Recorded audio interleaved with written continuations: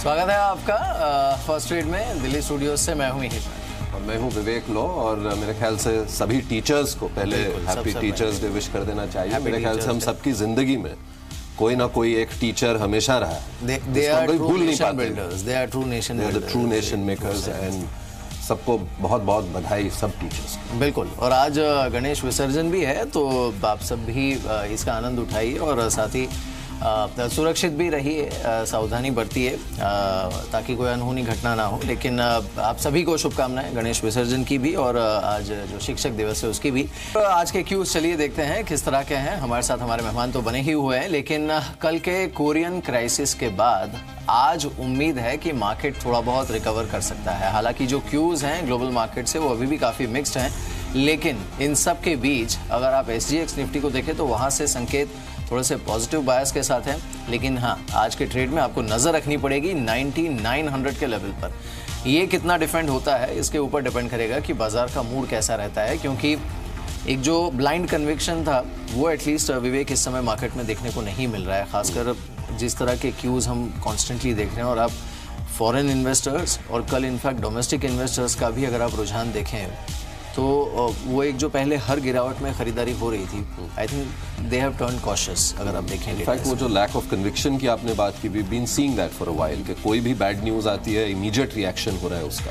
That conviction of strength does not seem to be there. लेकिन आज मेरे ख्याल से नॉर्थ कोरिया पर नजर रहेगी, फिर काफी डेवलपमेंट्स वहां पर हो रही हैं। हाँ, वो आई थिंक कल भी आपने देखा होगा जो दोपहर में साउथ कोरियन एजेंसी का बयान आया कि they are preparing for one more missile launch, उसके बाद ही ग्लोबल मार्केट्स स्पूक। तो आज भी हो सकता है कि थोड़ी नर्वसनेस रहे, लेकिन एटलीस्ट इंडिकेटिव टिक्स में अगर आप देखें इस समय तो निफ्टी 15 पॉइंट ऊपर है, 9929 का लेवल है। सेंसेक्स 30 पॉइंट ऊपर है, 31,731 के लेवल पर।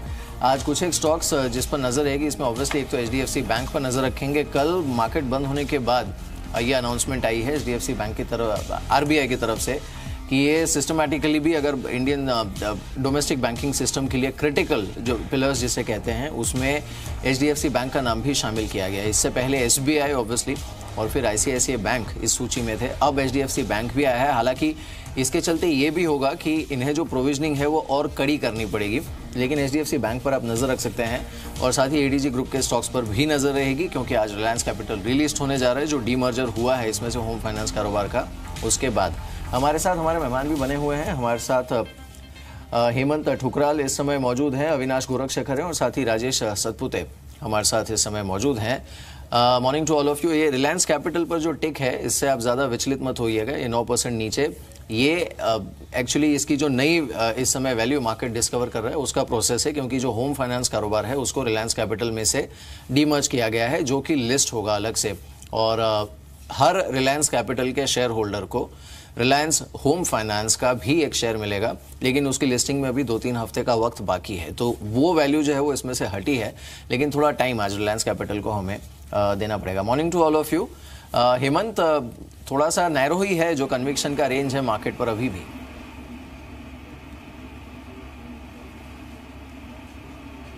Good morning Mir. मेरे हिसाब से नर्वसनेस बहुत नजर आ रही है मार्केट में, और रेंज जो है वो अभी और नैरो होती जा रही है, बिकॉज 98, 9850 बहुत इंपॉर्टेंट सपोर्ट्स हैं, और ऊपर के साइड में बाजार 9980 और 10,030 इसको भी क्रॉस नहीं कर पा रहा है। और अगर आप इंडिया विक्स भी देखें तो वो बार बार 11.55 से एकदम से कल वापस बढ़ी, 13.50 से फिर नीचे आई। तो ना वो actually it is not letting bulls to survive. अगर विक्स बढ़ेगा तो बुल्स के लिए बहुत मुश्किल हो जाता है सर्वाइव करना।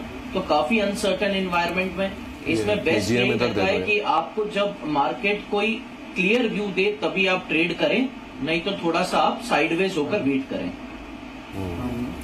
इनफैक्ट राजेश, विक्स की बात की जैसे हेमंत ने, ये काफी जो वॉलेटिलिटी है, इनफैक्ट कल we have seen that kind of volatility कई सालों के बाद।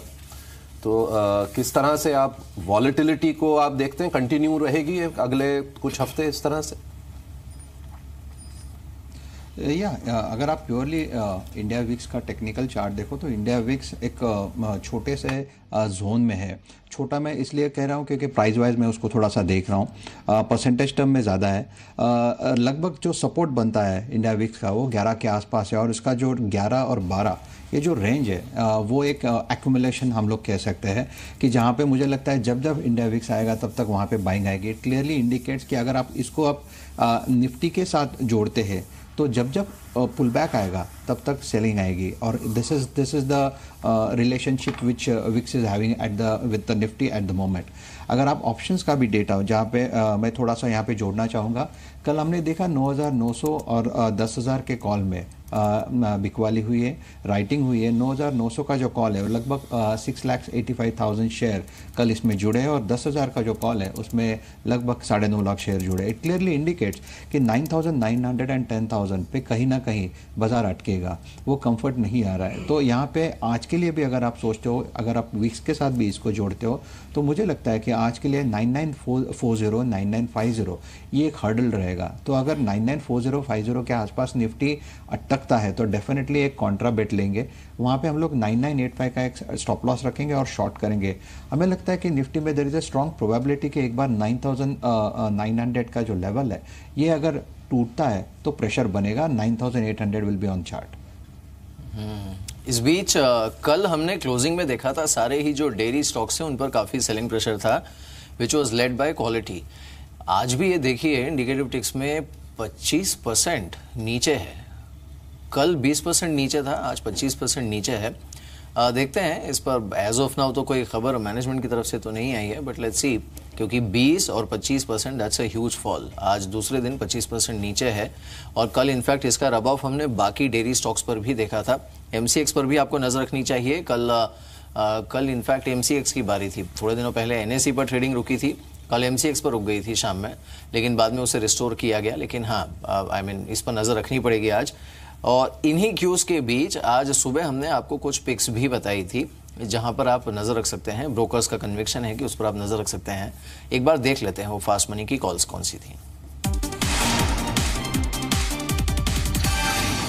शुरुआत मैंने की है श्री पुष्कर केमिकल के साथ, जहां पर आप खरीदारी कर सकते हैं। 232 रुपये के टारगेट के लिए खरीदारी करें, 223 रुपये का स्टॉप लॉस मेंटेन करें।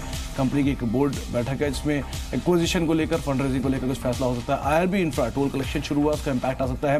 220 रुपये के टारगेट के लिए आप खरीदारी कर सकते हैं, 210 रुपये का स्टॉप लॉस मेंटेन करें।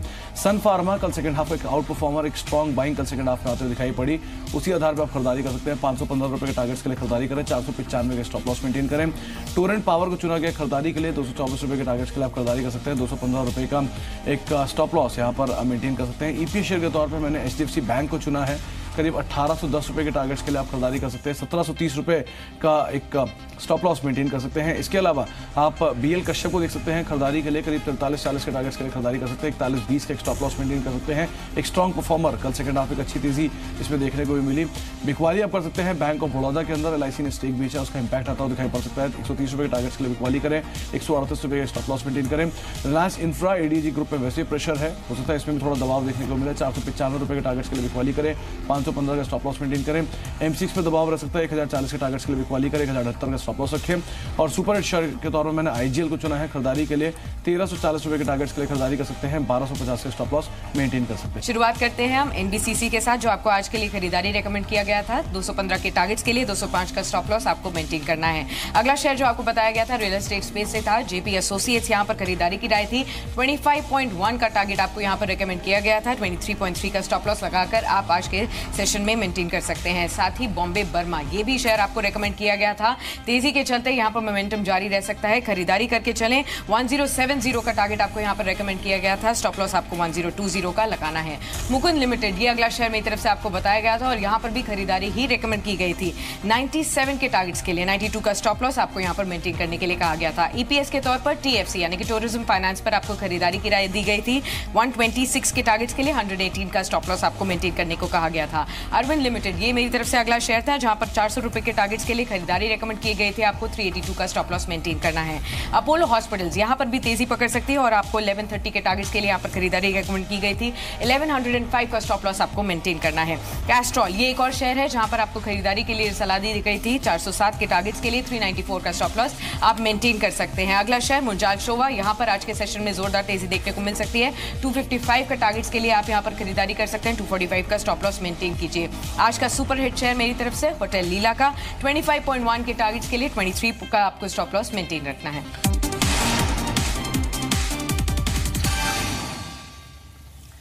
तो ये वो पिक्स हैं जिस पर आप नजर रख सकते हैं। इस बीच एमसीएक्स की तरफ से एक खबर आई है कि कल जो भी ट्रेडिंग में गड़बड़ी के चलते जो भी सौदे फंस गए थे उनमें से कोई भी ऑर्डर कैंसिल नहीं किया जाएगा। ये खबर एमसीएक्स की तरफ से है।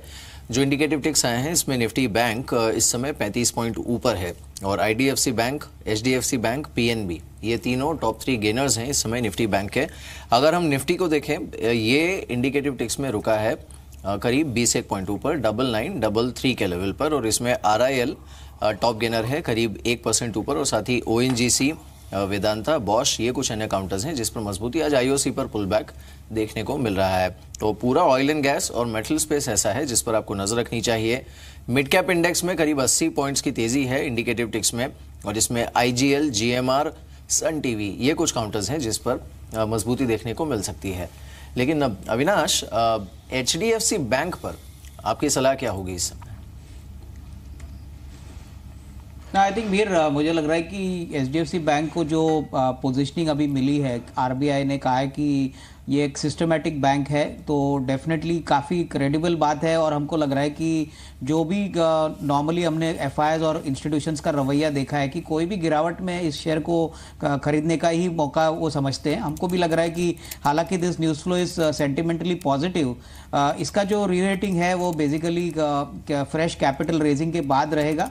कैपिटल जो रिक्वायरमेंट है वो बैंक ने कहा है कि आगे चल के वो थोड़ा सा और फंडिंग रेस करेगी। But overall looking at the loan book growth and the kind of balance sheet size, हमको लग रहा है कि कोई भी गिरावट है तो इसमें खरीदने का मौका बनता है, not from a trading perspective but from a medium to long term horizon.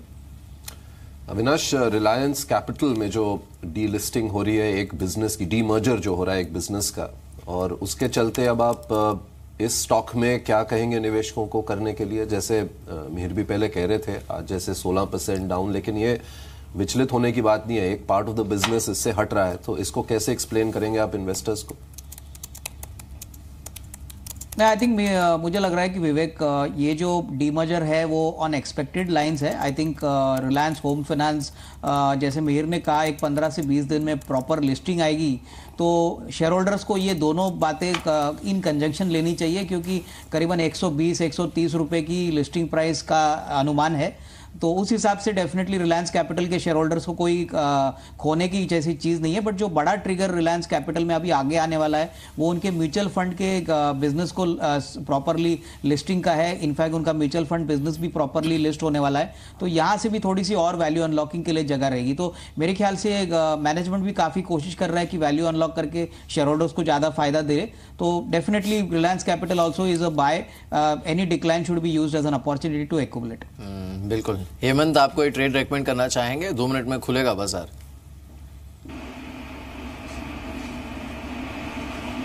देखिए, मैं मेरे हिसाब से अभी भी अरविंद मिल्स पे देखना चाहूंगा। कल स्टॉक में एक अच्छा पुल बैक आया है और मेरे हिसाब से आज बाइंग कंटिन्यूस देखने को मिल सकती है। तो यहाँ मेरा टारगेट 402-405 का रहेगा, स्टॉप लॉस 380। तो मेरे ख्याल इस पे आज नजर रखी जा सकती है। हेमंत, ये जो ऑयल एंड गैस का पुल बैक आज है, आप निफ्टी में भी देखिए, रिलायंस, इंडियन ऑयल, ओएनजीसी, इन सभी पर स्ट्रेंथ देखने को मिल रही है। इसे कैसे प्ले करेंगे आप?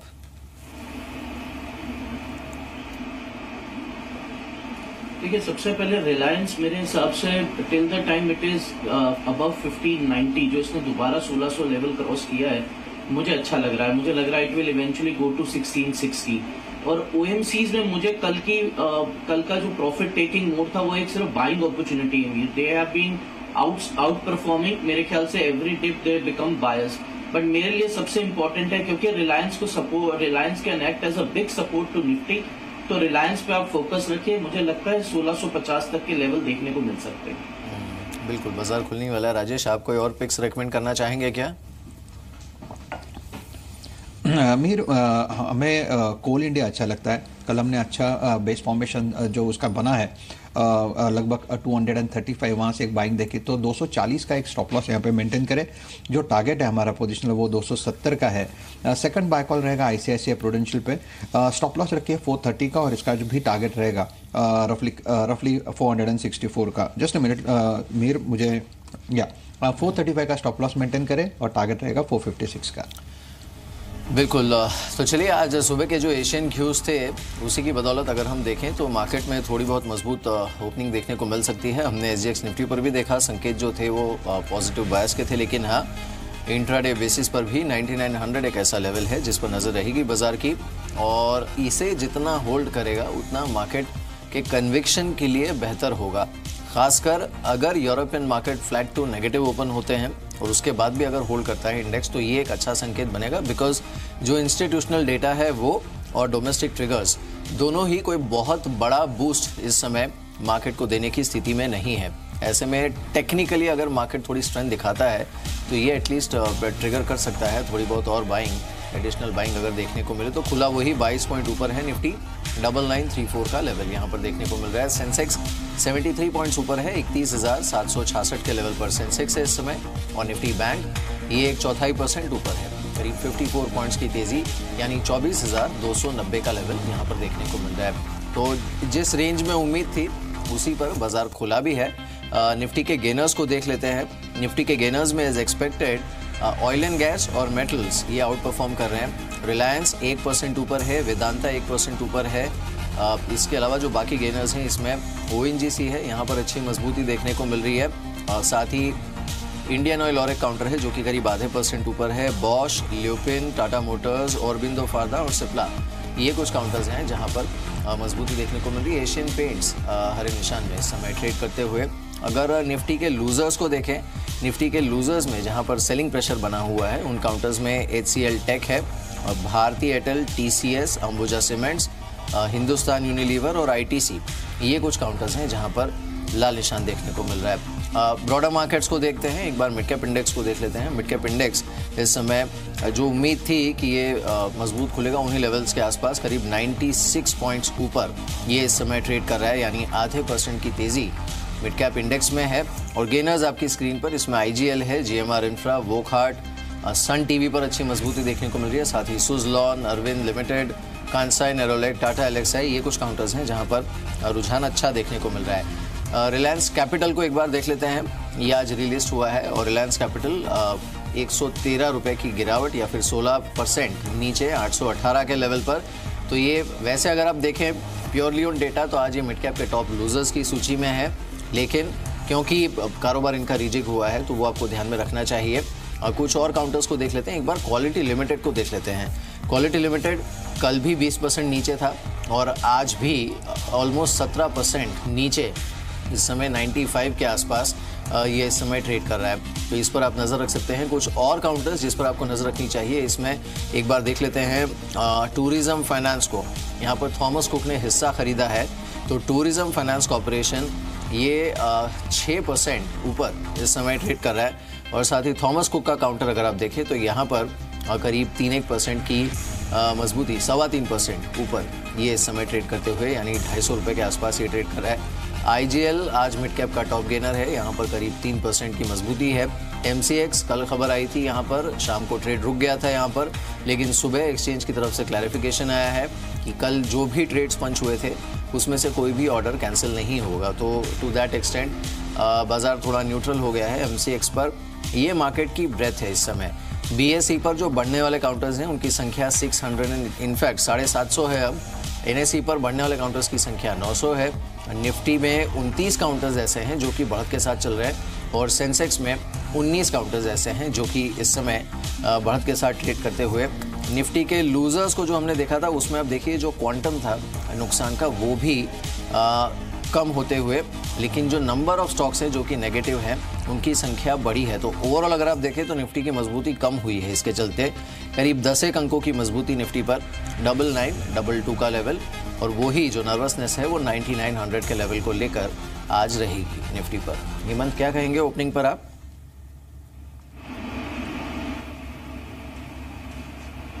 देखिए, मेरे हिसाब से बिल्कुल रेंज बाउंड ओपनिंग है। मैं थोड़ा डेटा पॉइंट्स चेक कर रहा था।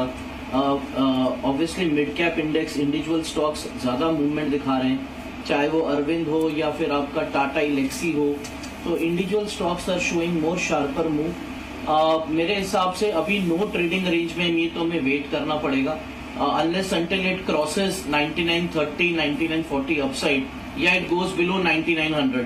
तो अगर आज कंसोलिडेट भी करता है तो मेरे हिसाब से दिन बुरा नहीं है, but let us see how it plans out today.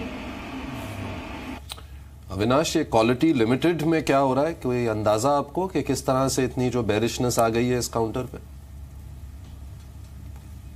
नहीं, आई थिंक विवेक, अभी तक तो कोई न्यूज़ फ्लो का कंफर्मेशन मैनेजमेंट के साइड से नहीं आया है, बट मार्केट्स में ऐसे रिपोर्ट्स है कि शायद कोई मार्जिन कॉल कोई ब्रोकर का इस शेयर में ट्रिगर हो चुका है, इसलिए शायद ये सेलिंग हमने कल और आज देखने को मिली है। तो मेरे ख्याल से जब तक मैनेजमेंट की पुष्टि नहीं आती, क्लेरिफिकेशन नहीं आता, मेरे ख्याल से इस स्टॉक से थोड़ा दूर ही रहे।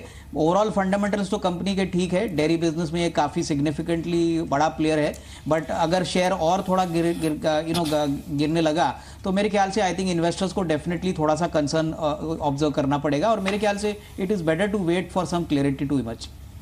बिल्कुल। खैर, क्वालिटी डेयरी का मैनेजमेंट भी हमारे साथ जुड़ेगा, तो उनसे भी हम बात करेंगे कि आखिरकार इतनी एक्टिविटी सडनली क्यों इस काउंटर पर देखने को मिली, और वो भी नेगेटिव साइड पर। तो क्वालिटी पर तो हमारी नज़र रहेगी, मैनेजमेंट से कुछ ही देर में हम बातचीत भी करेंगे। लेकिन कुछ और स्टॉक्स को देख लेते हैं। कैश में जिन काउंटर्स पर अच्छी मजबूती है और कैश में अच्छी बाइंग देखने को मिल रही है, उन काउंटर्स को देखते हैं। तो एक तो हमने देखा जो टूरिज्म फाइनेंस कॉर्पोरेशन है, उस पर अच्छा मूव देखने को मिला। थॉमस कुक के हिस्सा खरीद की खबरें, उसका इम्पैक्ट। जो कैश के गेनर्स हैं वो आपकी स्क्रीन पर जेबीएफ इंडस्ट्रीज है, जेन इरिगेशन करीब 6% ऊपर है, आईएफसीआई के काउंटर पर अच्छा मूव है, ये करीब 4.5% ऊपर इस समय ट्रेड कर रहा है। आईजीएल आज इस लिस्ट में है, नितिन फायर, थॉमस कुक, ये काउंटर्स हैं जहां पर अच्छी मजबूती है। साथ ही बॉम्बे डाइंग, इसे अगर आप देखें आज फिर से एक बार ये काउंटर चल रहा है और अच्छी मजबूती यहाँ पर देखने को मिल रही है। तो ये कुछ काउंटर्स हैं जिस पर आप नजर रख सकते हैं। कैश में अच्छी बाइंग है। फ्यूचर ग्रुप के स्टॉक्स को भी आप देखिए तो यहाँ पर फिर से एक बार रुझान ठीक देखने को मिल रहा है। निटको आज फिर से वॉल्यूम्स के साथ करीब 7% ऊपर इस समय ट्रेड करते हुए। ये कुछ काउंटर्स हैं जो कि अच्छे वॉल्यूम्स के साथ शुरुआती टिक्स में एक्शन दिखा रहे हैं। इनमें से कोई काउंटर राजेश आप देखेंगे या फिर फ्रंटलाइन के साथ ही रहेंगे? नहीं, मेरे इसमें से जैन इरिगेशन बहुत अच्छा लग रहा है। इनफैक्ट अभी कॉल यहाँ पे फ्लैश किया मैंने। 102 रुपये के ऊपर बाय करिए, 100 रुपीज़ का स्टॉप लॉस है। मुझे लगता है इसका जो टारगेट रहेगा आज के लिए 108 का, और अगर आउट परफॉर्म करता है बहुत ही ज़्यादा तो मुझे लगता है there is a strong probability कि ये कल तक 110 112 तक भी हिट करे। सेकंड काउंटर जो मिहिर जहाँ पे थोड़ा सा ध्यान देना पड़ेगा, मुझे लगता है आरबीएल बैंक में एक चैनल ब्रेकआउट दिया था लगभग 7-8 ट्रेडिंग सेशन पहले, और it is trading nicely about that 520 odd levels. So मुझे लगता है कि RBL should be a buy on dip counter at least for a near term. जब डिप आता है तब बाय करे, stop loss has to be below 520। This is purely a positional view I am discussing here right now. और मुझे लगता है कि आरबीएल का जो टारगेट रहेगा that will be 580 plus. If I am not wrong 610 का टारगेट इस एक्सपायरी में आना चाहिए। So RBL will be a buy on dip counter for me this expiry. बिल्कुल। इस बीच कुछ एक जो ब्लॉक डील्स हुई हैं उन काउंटर्स को देख लेते हैं। बॉम्बे डाइंग में शुरुआत में ही 4 लाख शेयर्स की ब्लॉक डील हुई है। इसके अलावा जेपी एसोसिएट्स यहाँ पर 12 लाख शेयर्स की ब्लॉक डील हुई है। क्वालिटी लिमिटेड की हमने बात की थी, यहाँ पर 9.5 लाख शेयर्स की ब्लॉक डील हुई है और वो भी 98 रुपीज़ पर। ये कुछ काउंटर्स हैं जहाँ पर शुरुआती दौर में ब्लॉक डील्स हुई हैं। मेटल्स में आज ये जो स्ट्रेंथ कुछ एक स्टॉक्स में है हेमंत, इसे इस समय लॉन्ग करना सही होगा क्या?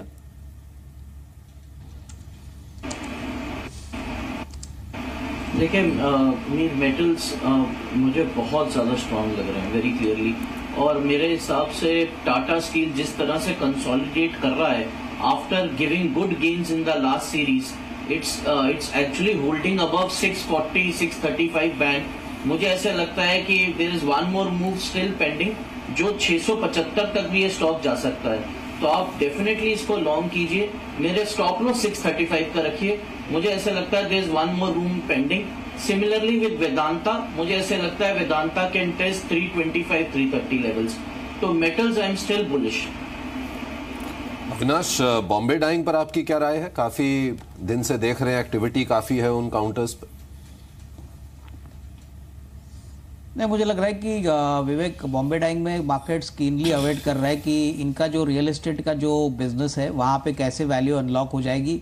काफ़ी समय से मैनेजमेंट ने कहा है कि जो रियल एस्टेट का जो इनका पीस है वो डेवलप करेगी आइदर कोई कमर्शियल माल या कोई रेसिडेंशियल प्रॉपर्टी के लिए। तो मेरे ख्याल से यही शायद रीज़न है कि स्टॉक करीबन 80-85 के लेवल से काफ़ी शॉर्ट टर्म में भाग चुका है। मेरे ख्याल से आई थिंक अगर कोई निवेशक खरीदना चाहता है तो डेफिनेटली इसमें मौका है, but I think I would prefer to buy it on declines.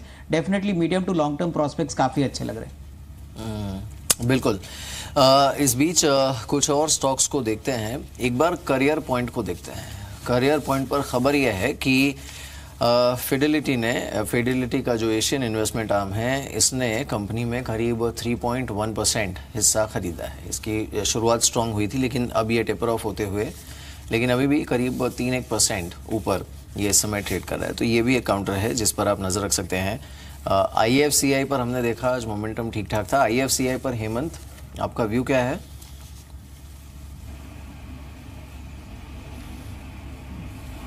देखिए, मेरे हिसाब से स्टॉक बहुत करीब है अपने मेजर रेजिस्टेंस के। अगर स्टॉक किसी भी तरह से इट मैनेजेस टू क्रॉस 25, क्योंकि मीर 25 पे पिछले 4 सीरीज से कॉल राइटर्स भी पूरा पैसा बना रहे हैं, तो अगर 25 क्रॉस कर पाता है then you are in for a big rally towards 28। तो मैं सिर्फ थोड़ा वेट करूंगा। सपोर्ट बहुत क्लियर है 22-22.5 के आसपास। अगर 25 के ऊपर जाता है तो प्लीज लॉन्ग कीजिए for target of 28। Broader market में रुझान ठीक है, लेकिन अगर आप इंडेक्स को देखें ना, तो ये बहुत ज़्यादा एक्साइटमेंट अगर किसी को चाहिए हो तो आई थिंक इसे इंडेक्स के बाहर ही देखना पड़ेगा आज, क्योंकि बहुत ज़्यादा एक्साइटमेंट नहीं है। अगर आप निफ्टी को देखें, वही 10-11 अंकों की मजबूती। Now look at Sun Pharma, ये नेगेटिव है, करीब 1% नीचे। भारतीय Airtel, Coal India, BPCL, M&M, TCS, Eicher Motors, ITC, Hero MotoCorp, ये सारे काउंटर्स ऐसे हैं जो कि नेगेटिव हैं इस समय। इनफैक्ट जो ऑटो नंबर्स का इम्पैक्ट हमने देखा भी था, दैट वाज शॉर्ट लिव्ड। हमने TVS पर देखा था, अच्छा रुझान देखने को मिला था, लेकिन आज TVS, आयशर, किसी को भी आप देखिए, रुझान कोई बहुत ज़्यादा स्ट्रेंथ का एटलीस्ट यहाँ पर लग नहीं रहा है। इसमें राजेश, इनके स्ट्रक्चर्स क्या सजेस्ट कर रहे हैं आपको चार्ट्स पर? देखिए मिहिर, मुझे लगता है सुबह भी मैंने सीमेंट सेक्टर पे मेरा सेल दिया है। मुझे लगता है कि सीमेंट सेक्टर में कल फॉर एग्जांपल ACC उसमें वीकनेस आई है। इससे अगर आप कैंडलस्टिक पैटर्न से देखो तो बेरिश एनगल्फिंग हुआ है with a rise in volume. अगर ओपन इंटरेस्ट देखो तो वो भी बढ़ा है, तो क्लियरली इंडिकेट होता है कि यहाँ के एक शॉर्ट टर्म के लिए तो एक लॉन्ग लिक्विडेशन प्रेशर तो आएगा। तो यहाँ पे सेल इनिशिएट करना चाहिए with stop loss of 1810। This is positional call. मुझे लगता है कि इसमें एक करेक्शन आएगा 1700-1710 तक सीमेंट सेक्टर में। अगर आप महिंद्रा एंड महिंद्रा की बात करें आउट ऑफ दिस डेरिवेटिव्स, तो मुझे लगता है कि महिंद्रा एंड महिंद्रा में वीकनेस है। 1340 का इसका 200 DMA लेवल था, कल इसने उसको ब्रीच किया है। तो मुझे लगता है कि 1340 के ऊपर एक स्टॉप लॉस पोजिशनल मेंटेन करे तो बेहतर होगा। 1280 तक का करेक्शन मैं इसमें देखता हूँ और इन टर्म। बिल्कुल। इस बीच देखते हैं कुछ और काउंटर्स जहां पर एक्टिविटी ठीक ठाक देखने को मिली। एक तो IGL देखिए, अब ये 0.4% ऊपर है। जो खबर भी थी वो पॉजिटिव थी। यहाँ पर करनाल सिटी के लिए जो इन्हें गैस डिस्ट्रीब्यूशन का लाइसेंस मिला है, उसका क्लियर इम्पैक्ट इस काउंटर पर देखने को मिल रहा है। GMR करीब 2.25% ऊपर इस समय है। रिलायंस कम्युनिकेशन पर 1-8% का मूव है। सुजलॉन करीब 2-2.25% ऊपर है। वोकहार्ट ये करीब 1.5% ऊपर है। वोकहार्ट पर हेमंत, आपकी सलाह क्या होगी इस समय?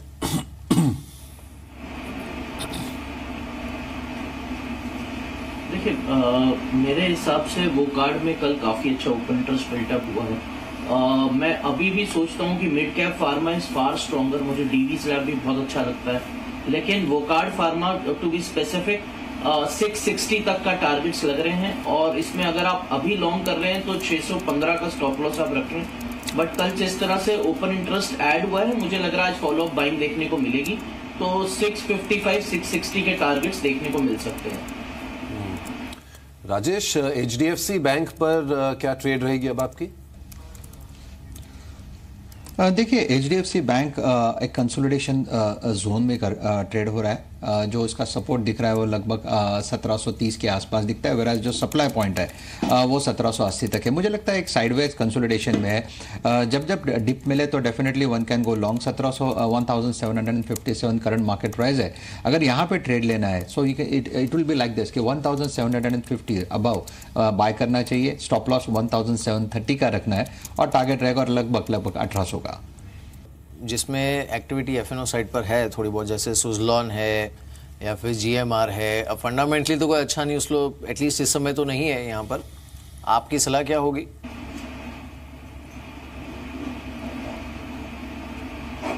देखिए, जहाँ तक सुजलॉन और GMR की बात रह गई, दोनों ही बहुत ही कंसोलिडेशन मूड में है मीर।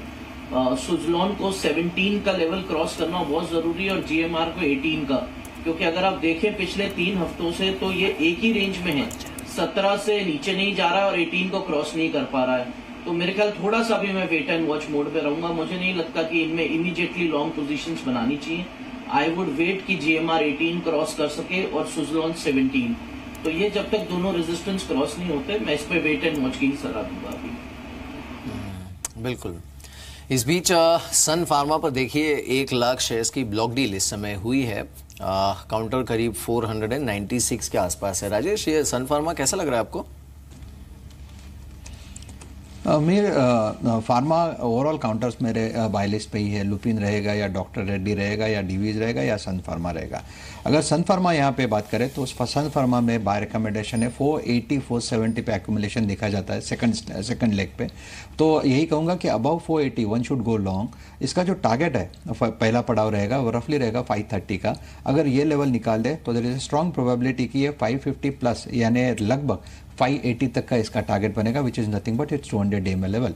तो अगर यहाँ पे भी किसी को बाय करना है जहाँ पे इसमें रिस्क टू रिवॉर्ड बेहतर बनता है फार्मा सेक्टर में, तो one can go long with a stop loss of से 480 एंड जो टारगेट रहेगा that will be 580। Hemant, Nifty bank पर आपकी क्या राय है?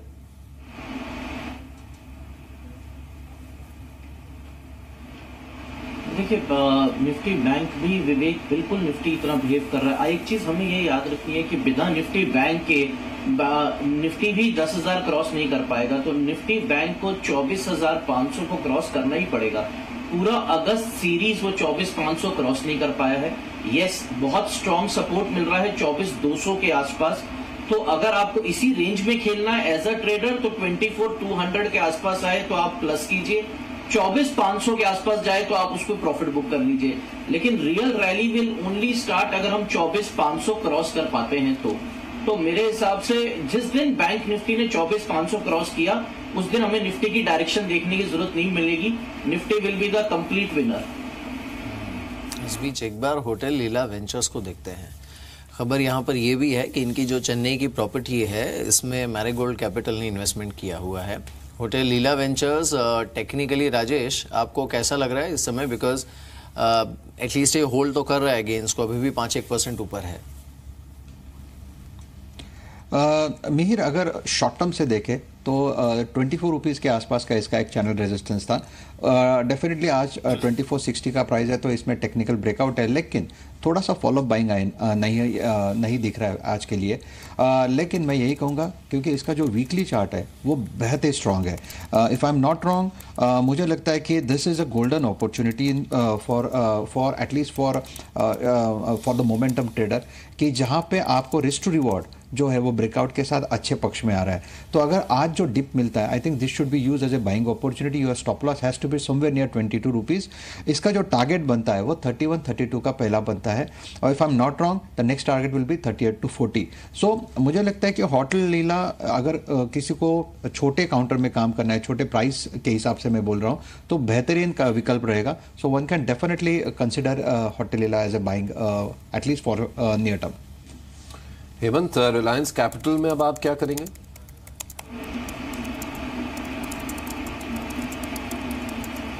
देखिए, मेरे हिसाब से stock has been a complete outperformer Vivek. अब देखना ये पड़ेगा कि जब नए स्टॉक्स आते हैं वो किस रेट पे लिस्ट होते हैं। लेकिन मुझे ये स्टॉक में कोई खराबी नहीं लग रही है। अगर थोड़ा डिप करता है टुवर्ड्स 775 मैं इसमें बाइंग की सलाह दूंगा। मुझे ऐसे लगता है कि Reliance capital itself will achieve back 875 880 levels. तो थोड़ा सा आप आज का दिन मेरे ख्याल वेट करना चाहिए, तो थोड़े डिप पे आए तो इसको आप लीजिए, बट मेरे हिसाब से रियल हमें तभी पता चलेगा जब नया स्टॉक लिस्ट होगा होम फाइनेंस का। बिल्कुल ये बात सही है। इस बीच हमारे साथ और एक मेहमान जुड़े हैं, संजीव भसीन हमारे साथ जुड़े हैं इस समय, उनसे बात करते हैं। Sanjeev ji, morning to you, शुक्रिया इस बातचीत में शामिल होने के लिए। अब लग रहा है कि आप जो इतने समय से कह रहे थे या रेकमेंड कर रहे थे कॉशियस रहने की ज़रूरत है, it seems bulls have taken a note of it, because हम देख रहे हैं कि अब काफ़ी कॉशियस हो गया है मार्केट और जो कन्विक्शन है वो दिख रहा है थोड़ा टेस्ट होते हुए।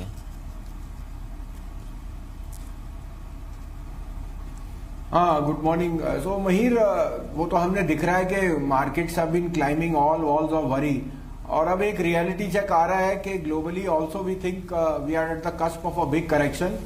आई think September will be a proverbial month जहां पे आप the fall can be sharper than you expected. So इस कारण से मैक्रोज आपके अभी सुधर नहीं रहे, ना अर्निंग्स कैचअप है, ना जीडीपी में ग्रोथ है, तो एक लिक्विडिटी से आपकी रैली जो चली जा रही है वहां पे मुझे लगता है इस महीने थोड़ा सा रुझान आएगा ऑन द वीक साइड। तो we think that much lower levels are going to come in this month, वो एक अपॉर्चुनिटी देंगे आपको पोर्टफोलियो बनाने का। कितने रेंज में संजीव ये लोअर लेवल हो सकते हैं? आई नो प्रिडिक्ट करना तो मुश्किल है, लेकिन आप यहां से और कितनी करेक्शन देखते हैं?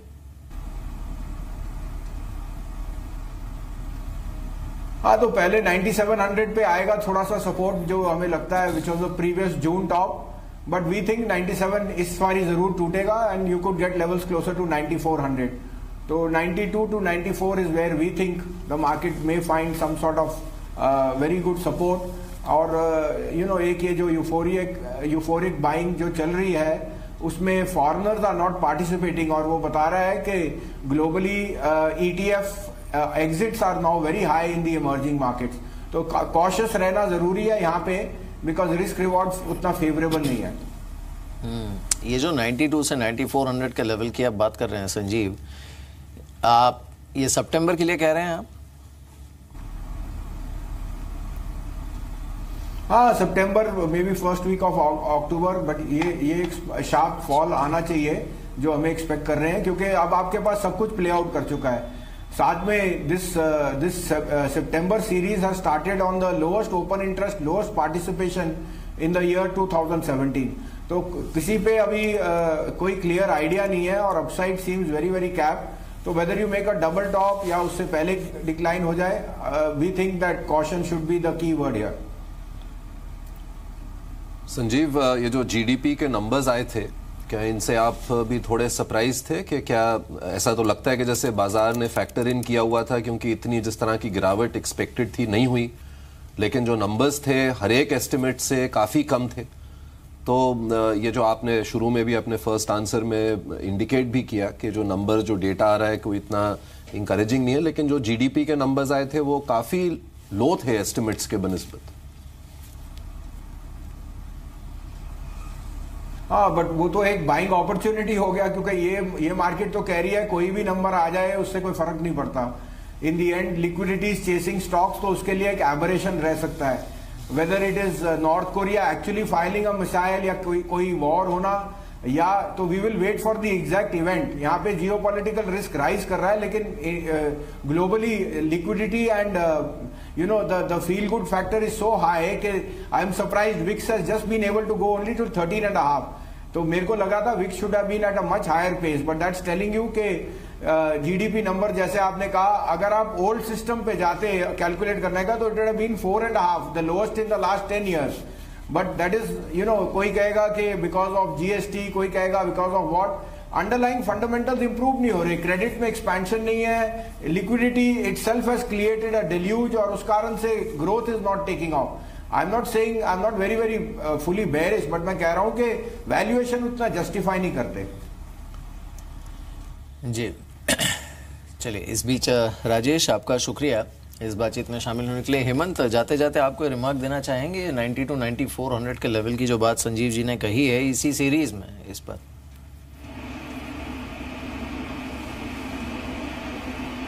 देखिए with due respect to all data points, derivatives अभी इतना बेरिशनेस नहीं दिखा रहा है, तो आई वुड बी रियली, मुझे उनका पहला लेवल ज्यादा ठीक लग रहा है कि 97 से 10,000 के अंदर रहने के चांसेस बहुत ज्यादा है। तो करेक्शन अगर 9850 टूटता है तो 97 तक आ सकता है, but I would not like to predict beyond that. So मेरा थोड़ा व्यू अलग है, मुझे लगता है मार्केट थोड़ा रेंज बाउंड मोड में ज्यादा है। जी चलिए हेमंत, शुक्रिया हमारे साथ इस बातचीत में शामिल होने के लिए। संजीव जी तो हैं ही हमारे साथ, लेकिन आज और एक ख़ास दिन भी है।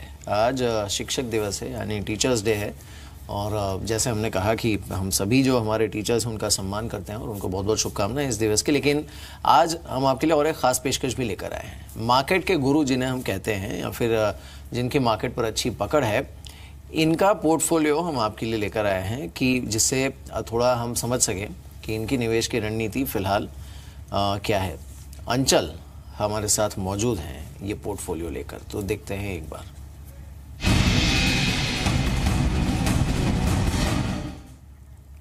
अंचल बताइए।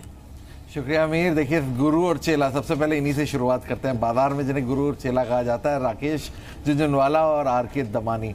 राकेश झुंझुनवाला, बिग बुल, इनके पोर्टफोलियो से शुरुआत करते हैं। अगर आप टोटल पोर्टफोलियो साइज देखें, उसमें ज़्यादा मूवमेंट नहीं है। 6,500 करोड़ के आसपास का पोर्टफोलियो साइज है, जो महज 2% करीब 128 करोड़ का गेन अभी तक 2017 की शुरुआत तक इनको हुआ। यानी 2016 से 17 की शुरुआत तक महज 125 करोड़ का ही गेन आया।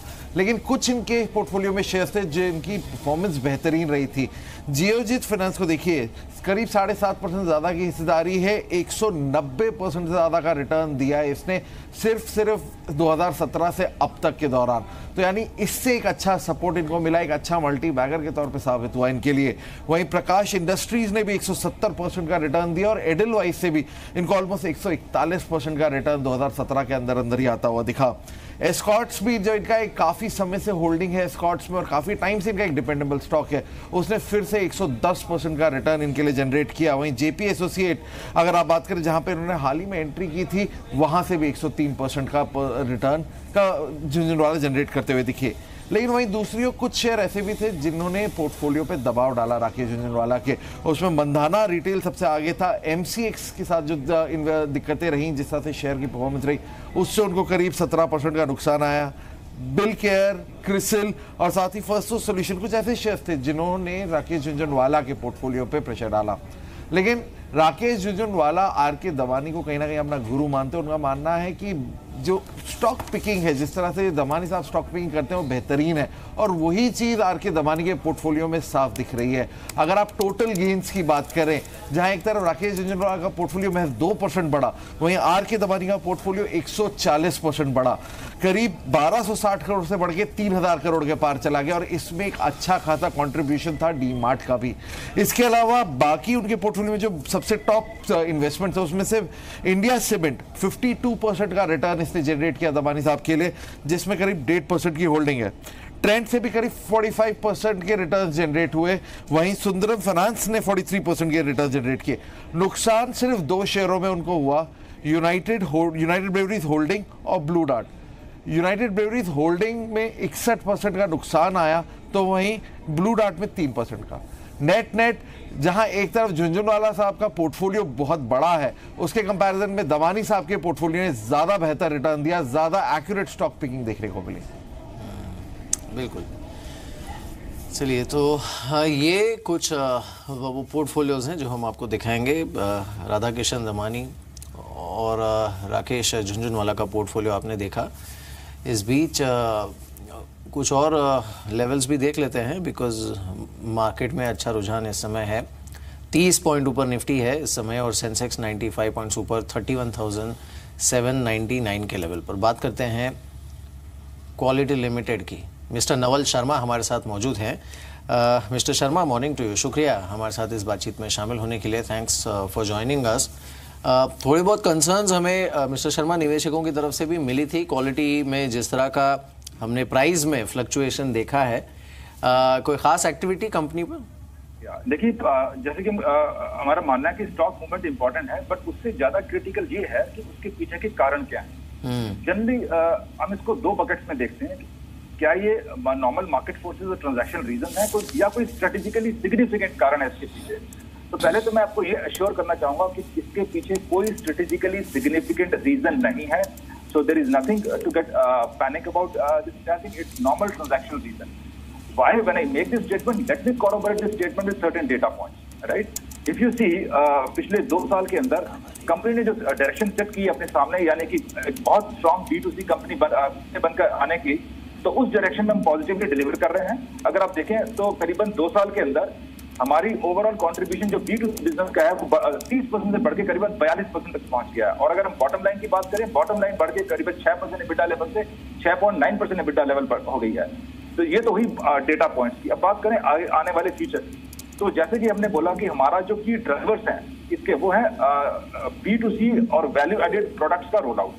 तो इसके अगेंस्ट भी कंपनी कंसिस्टेंटली डिलीवर कर रही है. अगर हम पिछले 2 क्वार्टर की बात करें तो कंपनी ने अपना Tetra Pak milk, cream, flavoured milk, lassi, छाछ, ये सारे नए प्रोडक्ट्स मार्केट में डाले हैं जिनका हमें पॉजिटिव रिस्पांस मिलेगा और मिल रहा है. तो और यही नहीं, जहां तक ब्रांड का सवाल है, कंपनी बड़ी कंसिस्टेंटली डिलीवर कर रही है एक स्ट्रॉन्ग ब्रांड की तरफ. हम ऑलरेडी बड़ा स्ट्रॉन्ग ब्रांड कैंपेन रन कर रहे हैं. अभी बल्कि हमने रिसेंटली अभी couple of days back only we have just renewed our contract with Akshay Kumar for next 2 years. So this clearly indicates that company is very upbeat so far as the brand building is concerned. और company ने बल्कि अभी contribute किया भारत की वीर एक significant amount अपनी corporate kitty से.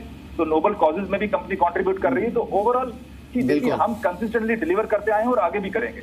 Mister Sharma, quickly 2-3 चीजें. एक तो अभी आपकी टोटल प्लेजिंग कितनी है जो प्रोमोटर होल्डिंग है उसकी, दूसरा डेट कितनी है कंपनी पर, और तीसरा मार्जिन्स के फ्रंट पर इस समय क्या सिनारियो है?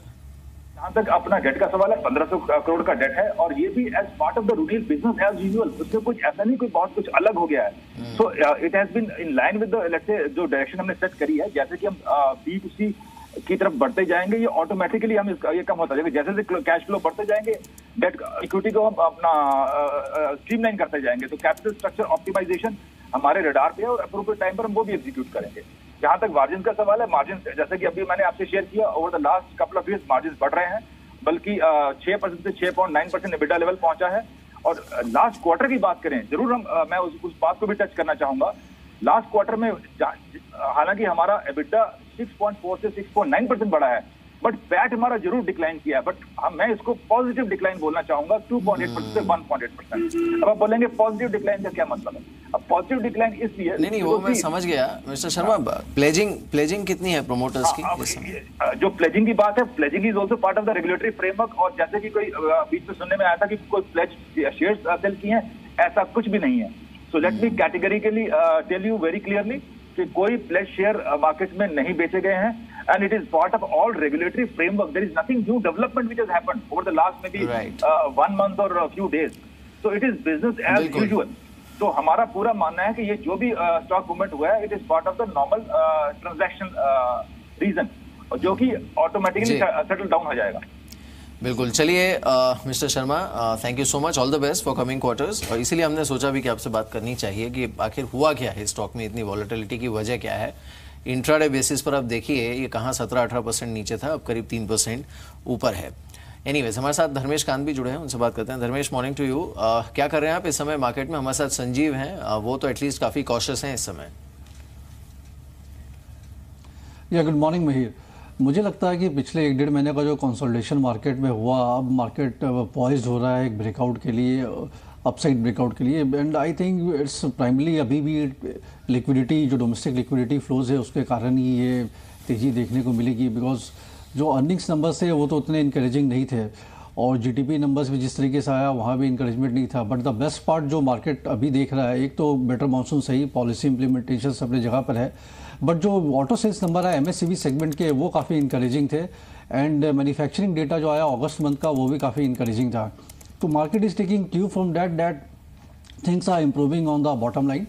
और इसलिए एक मतलब लिक्विडिटी बेस्ड तेज़ी बननी चाहिए. एंड मोस्ट प्रोबेबली जिस तरीके से बाइंग ट्रैक्शन देखने को मिल रहा है, B it NBFC space, financial space और कैपिटल गुड्स सेगमेंट में, कंस्ट्रक्शन सेगमेंट में, मुझे लगता है कि न्यू हाई बन जाना चाहिए सीरीज में.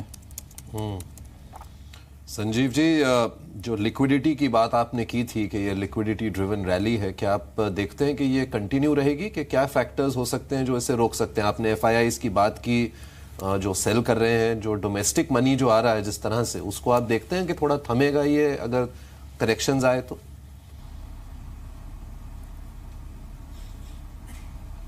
नहीं, देखिए, domestic money is the highest and the best ever in the industries history. तो वो ये बता रहा है कि जो एक हर्ड मेंटालिटी है वो अब है, and fund managers are also flummoxed because इतनी लिक्विडिटी को मैनेज क्या करें। तो aside from valuations on the top 5-7 Nifty components going higher, mid caps में भी एक थोड़ा सा बबल सा बन रहा है जहां पे valuations are now trading at extreme highs. तो एक liquidity can always be a conduit, but overall market का प्रिंसिपल है कि it will go back to its level. That's why I said आपको यहाँ डिसर्निंग होना है और वही स्टॉक्स और सेक्टर चेस करने हैं जहां आपको वैल्यूएशन दिखे। वी आर नॉट सेइंग कि 9400 पे भी वो शेयर्स हो सकता है चीप ना हो, but you have to do your pick and choosing and see where. Liquidity जैसे है वो बबल लाइक टेरिटरी बना रही है, बट ग्लोबली हमने देखा है कि now in the US bond yields are falling, gold is touching a new high and equities are not falling. ये तीनों एसेट क्लासेस कभी टैंडम में इकट्ठे नहीं चलती, एक लेग जरूर तोड़ेगा, and I think that will be equities. So we think in the next 45 days definitely a sharper than expected correction is on the cards. अब धर्मेश, इसमें इस करेक्शन को लीड कौन कर सकता है? आमतौर पे अक्सर हम देखते हैं मार्केट में रैली कौन लीड कर रहा है, लेकिन करेक्शन में ऑब्वियसली जहां पर वैल्यूएशन स्ट्रेस्ड है वहां पर करेक्शन का स्कोप ज्यादा होता है। तो ये करेक्शन अगर आता है मार्केट में, आपको क्या लगता है लीड कौन करेगा इसे? देखिए, जहाँ तक करेक्शन का सवाल है, मुझे नहीं लगता कि बहुत बड़ा करेक्शन आएगा। 100-200 पॉइंट निफ्टी में करेक्शन आ सकता है। तो वैसे करेक्शन के लिए अगर टॉप टियर शेयर्स को आप पकड़ के रखें, जैसे IT स्टॉक्स एक रहेगा, TCS इन्फोसिस में थोड़ी मंदी हो सकती है, उसके साथ L&T हो सकता है, ICICI बैंक हो सकता है, NITC, ये 4-5 स्टॉक में ही करेक्शन आ जाए। हिंदुस्तान लीवर काफ़ी अच्छे प्रीमियम वैल्यूएशन पर चल रहा है, तो ये 6-7 स्टॉक ही काफ़ी है करेक्शन करने के लिए। बाकी मुझे नहीं लगता कि कोई बहुत बड़ा करेक्शन आने वाला है, बिकॉज देखिए, अगर जो रैली की आप बात करें लिक्विडिटी की, तो ये पूरे साल की जो रैली है starting from January, it has been domestic money inflow के कारण ये पूरी तेज़ी देखने को मिली, और ये तो कायम रहने वाला मार्केट में, बिकॉज जो बेस इनकम है रूरल इंडिया का या अर्बन इंडिया का, दैट हैज़ इंक्रीज्ड, एंड जो SIPs हो रहे हैं म्यूचुअल फंड में वो आते रहेंगे, एंड फंड मैनेजर के पास ऑप्शन नहीं है, they have to deploy in the market. So I think that will be providing the flow to the market.